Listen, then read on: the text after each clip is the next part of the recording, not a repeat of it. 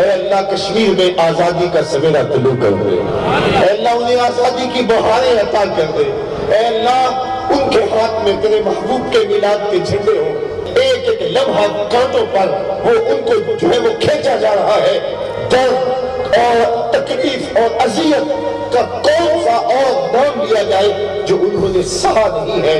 اور آج ہم وہ ہماری بیٹیاں، وہ ہماری بہنیں، وہ ہمارے بھائی،